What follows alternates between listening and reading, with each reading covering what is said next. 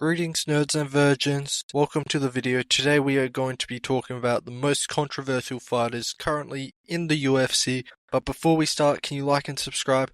I'm getting views, but I want some subscribers as well since I'm building a community here. So please subscribe to hop on the shadow train. Choo choo, hop on the shadow train. But yeah, first of all, we got Colby Covington.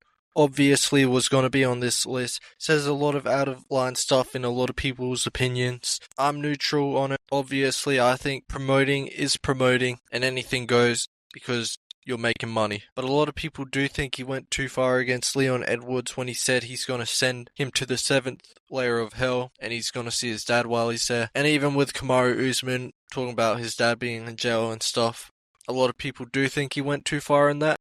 Me personally, I think fight promo's promo, and he got a lot of eyeballs on the fight, so I can't hate on that. And I think you guys should be looking more at the intention, more at than what he's actually saying, in my opinion. Leon Edwards should actually thank him because he made them both a bag. Even Kamaru Usman said himself, even though at the time he was pissed about him talking about his dad, looking back on it, it was a good thing because he got some extra buys, put more money in his bank account, and they both got rich. But yeah, next up we got Movsar Evloev. Now, a lot of you guys don't know he's controversial, but if you didn't see the clip with Sneeko, basically he said he likes them young. I mean, I don't know how you guys get it done in Europe, but you know, if that's what you Europeans do down there, then sure. Again, I'm neutral on it. It's his opinion. I'm not going to call him a pedophile for it, like a lot of people have been doing. That's just not how I get down, though, personally. Right, up next, we had to add him on this list. It's Sean Strickland. You know, he says women belong in the kitchen. He says that at the press conference at UFC. His dad was on the verge of suicide, and you know what he told his dad?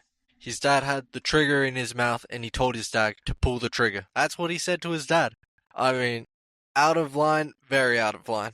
He says a lot of out of line shit and does a lot of out of line shit. Like, the sparring shit is the only shit I don't really respect from him. Like, going hard on newbies because it kind of seems like he's bullying people. Like, the way he was sparring Sneeko, I don't think there was any need for that. And I say it's bullying because he doesn't spar Alex Pereira like that, but he spars Sneeko like that, a complete beginner. That's just a bitch move in my opinion. But like, I don't really care about the shit he says, like women belong in the kitchen, blah blah blah. He's opinionated, that's it. A lot of controversy to it though. I liked him cooking that reporter that one time though. That was funny. If you know, you know. But next up we actually have Bryce Mitchell. You know, he's a flat earther. He's an anti-vaxxer. And you know, he's just very opinionated, like Sean Strickland. He has a lot of controversial opinions, and he's willing to debate those opinions with anyone. He went on Ariel Helwani's show and was talking about it, and Ariel Helwani was talking afterwards how he got pissed off about him bringing it up. It's like, bro, if you're gonna interview someone, you kind of have to talk about what they want to talk about, you know, because they're the one being interviewed. That's my opinion. And Bryce Mitchell is a crazy guy, I will admit, but he might just be a genius. Next up, we got Jon Jones, you know, the steroid abusing hit and runner himself. So basically, the controversy with him is he smells like shit, Daniel Cormier says in the octagon, so he cheats by smelling like shit so people don't want to grab him. And that's part of his takedown defense, smelling like shit. But some other controversy is obviously that hit and run on the pregnant lady, his eye pokes, his famous eye pokes, and the fact he's always testing positive for steroids isn't a good look either. I mean, apparently he threatened to kill a fucking drug tester that went to his house. He's definitely a loose screw, which is also why he's a good fighter. But also he's a good fighter because of the steroids, let's be real. A lot of people excuses, even if he didn't have steroids, you don't get those techniques from nowhere. But would those techniques be as effective without the steroids is my question. And if he never needed steroids, why did he take them in the first place? Chael Sonnen told everyone how juiced he was. If you don't want to hear it from me, at least hear it from the great Chael Sonnen, the undefeated GOAT himself. Alright, next up we got Conor McGregor. I mean, he has a lot of accusations against him, like accused of being a rapist, accused of cheating on his wife, accused of being on steroids as well by the MMA world, which, to be honest, is pretty likely.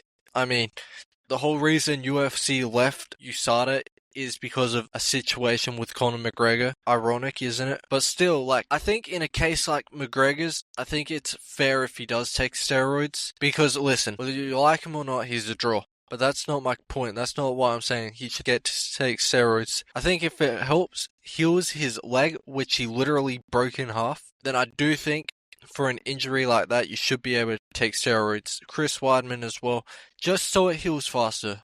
If it helps your leg heal faster, then yes, I do think you should be allowed to pass, in my opinion. But also, Conor McGregor is also being accused of a coke addict as well, like addicted to cocaine.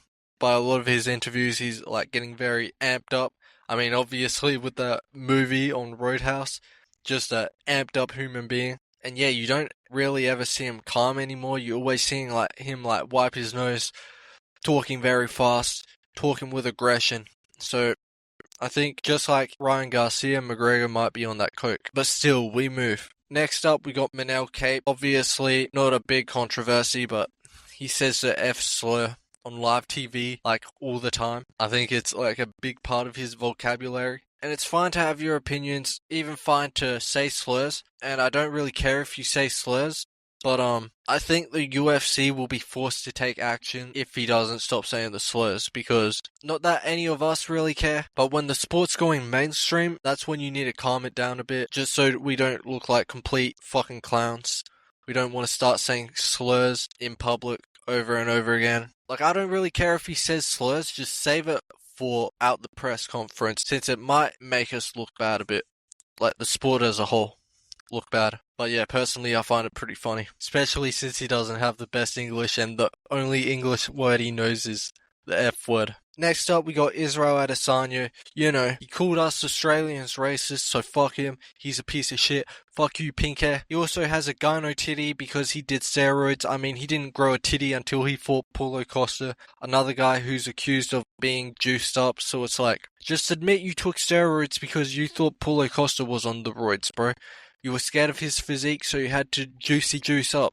It's okay, we get it. He paints his nails, he acts like he's 12, he is also a very boring fighter most of the time. Man, his rise up was so fun, but his reign as the champion, compared to when he was coming up, turned into a boring fighter out of nowhere. All started with the Yoel fight, then after that it was like an ongoing thing. Maybe he couldn't handle the pressure of being a long reigning champion the way Silva did, or who knows what it was, but yeah, anyways, we move. Next up, we got Stephen Wonderboy Thompson. So this guy, I'm just kidding.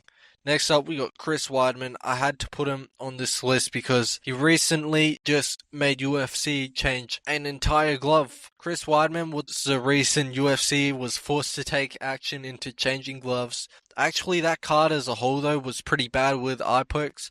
I lost 2 of my parlays because of fucking eye pokes. The Chris Weidman fight ended because of a fucking eye poke, which pissed me off. Didn't void the bet either. And there was another fight on that card which ended in an eye poke, which oh yeah, was that tall Russian guy. But yeah, he's getting some controversy because he literally made the UFC change their gloves.